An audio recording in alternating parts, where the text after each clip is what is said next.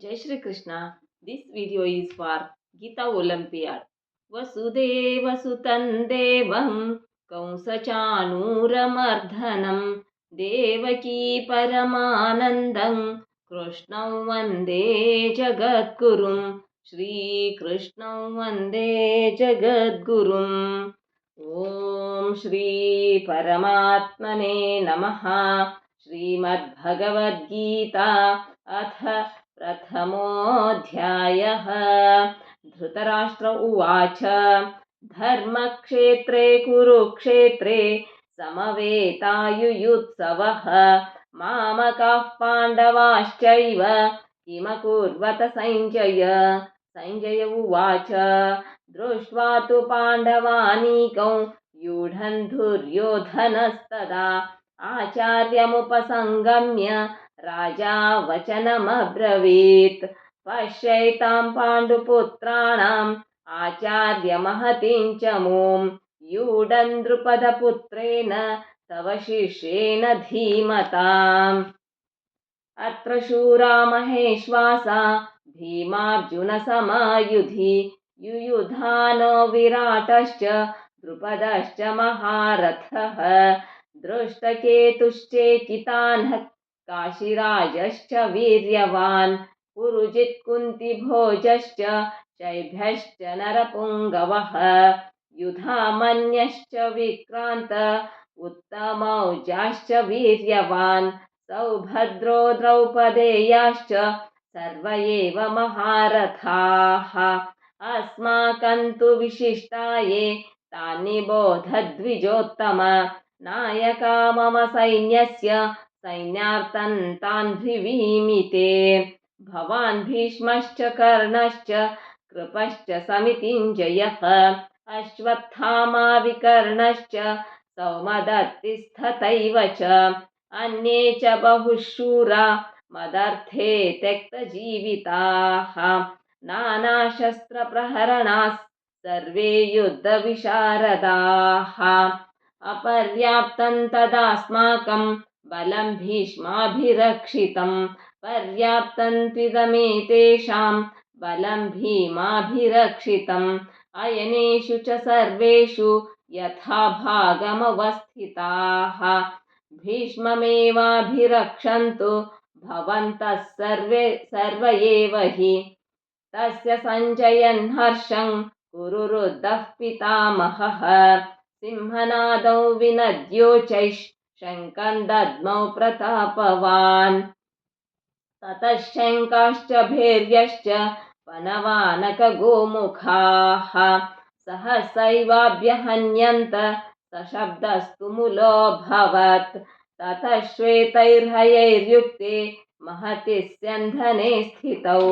माधवः पाण्डवाश्चैव दिव्यौ शङ्खः प्रदुद्मुतुः पाञ्चजन्यं हृषीकेशो देवदत्तं धनञ्जयः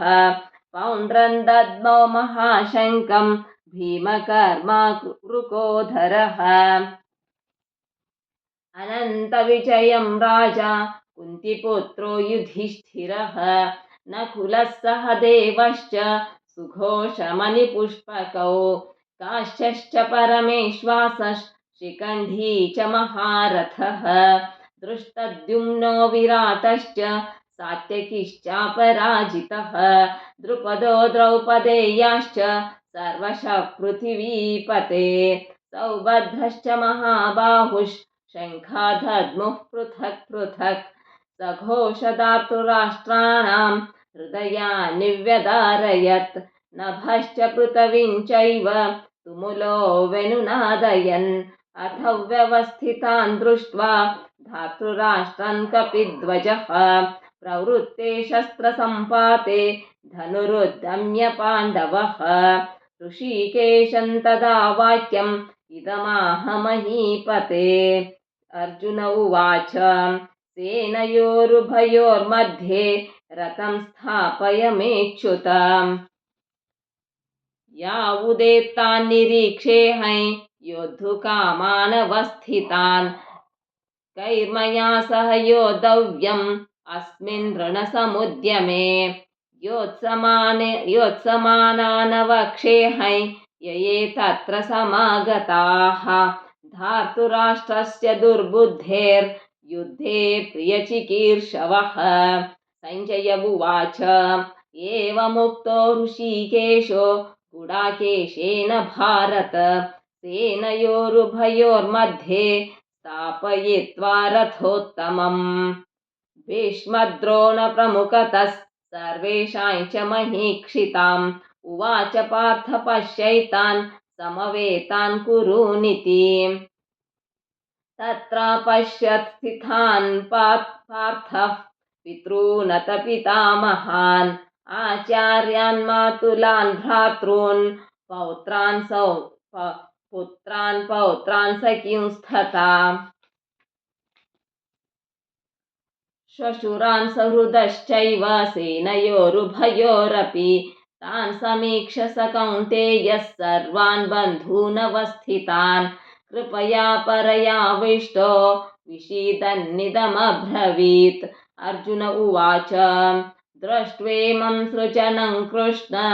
युयुत्सं समुपस्थितम् सीदन्ति मम गात्राणि मुखं च परिशुष्यति वेपुतुश्च शरीरे मे रोमहर्षश्च जायते गाण्डीवं स्रंसते हस्तात् त्यक्त्वैव परिदह्यते न च शक्नोम्यवस्थातुं भ्रमतीव च मे मनः निमित्तानि च पश्यामि विपरीतानि केशव न च श्रेयोनुपश्यामि हत्वा स्वजनमाहवे न काङ्क्षे विजयं कृष्णन् न च राज्यं सुखानि च किन्नो राज्येन गोविन्द किं भोगैर्जीवितेन वा येषामर्थे काङ्क्षितन्नो राजं भोगाः सुखानि च त इमेव स्थिता युद्धे प्राणां त्यक्त्वा धनानि च आचार्याः पितरः पुत्रास् तथैव च पितामहाः मातुलाः श्वशुराः पौत्राश्च शालाः सम्बन्धिनस्तथा एतान्न हन्तुमिच्छामि नतोऽपि मधुसूदन अपि त्रैलोक्यराज्यस्य हेतुः किन्नु मही कृते निहत्ते धार्तराष्ट्रान् का प्रीतस्या जनार्दन पापमेवाश्रयेदस्मान् हत्वैतान् ततायिनः तस्मान् हारमयं हन्तुं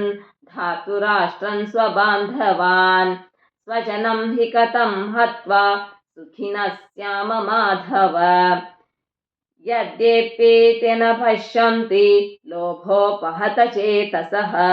कुलक्षयकृतं दोषं मित्रद्रोहे च पातकम् कथन्न ज्ञेयमस्माभिः पापादस्मान्निवर्तितुं कुलक्षयकृतं दोषं प्रपश्यद्भिर्जनार्दन कुलक्षये प्रणश्यन्ति कुलधर्माः सनातनाः धर्मे नष्टे कुलं कृत्स्नम् अधर्मोऽभिभवत्युत अधर्माभिभवात् कृष्ण प्रदुष्यन्ति कुलस्त्रियः स्त्रीषु दुष्ट्वासु वार्ष्णेय जायते वर्णसङ्करः सङ्करो नरकायैव कुलज्ञानां कुलस्य च पतन्ति पितरो हेशाल् लुप्तपिण्डोदकक्रियाः दोषैरेतैकुलज्ञानां वर्णसङ्करकारकैः उत्साद्यन्ते जातिधर्माः कुलधर्माश्च शाश्वताः उत्सन्नकुलधर्माणां मनुष्याणां जनार्दन नरके नियतं वासो भवतीत्यनुशुश्रम अहो भत महात्पापं कर्तुं व्यवसिता वयं यद्राज्यसुखलोभेन हन्तुं स्वजनमुद्यताः यदि मामप्रतीकारम् अशस्त्रं शस्त्रपाणयः धार्तराष्ट्ररणे हन्युस्तन्मे क्षेमतरं भवेत्। सञ्जय उवाच एवमुक्त्वार्जुनः सङ्ख्ये रथोपस्थ उपाविशत् विसृज्य सशरं चापं शोकसंविघ्नमानसः। ॐ तत्सदिति श्रीमद्भगवद्गीतासु उपनिषत्सु ब्रह्मविद्यायां योगशास्त्रे श्रीकृष्णार्जुनसंवादे अर्जुनविषादयोगो नाम प्रथमोऽध्यायः। ॐ श्रीकृष्णार्पणमस्तु। योगेशं सच्चिदानन्दं वासुदेवं व्रजप्रियं धर्मसंस्थापकं वीरं कृष्णं वन्दे जगद्गुरुं। श्रीकृष्णं वन्दे जगद्गुरुम्।